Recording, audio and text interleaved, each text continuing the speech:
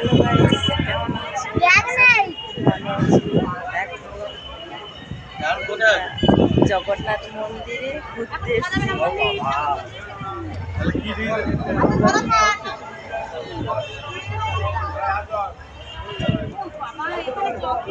দেখো রাত্রিবেলা কত সুন্দর লাগছে, দেখো সবাই।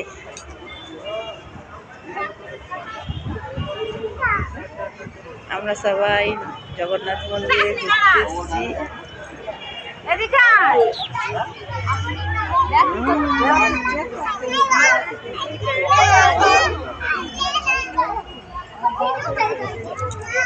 আমরা গেট থেকে সবাই ঢুকছি জগন্নাথ মন্দিরে।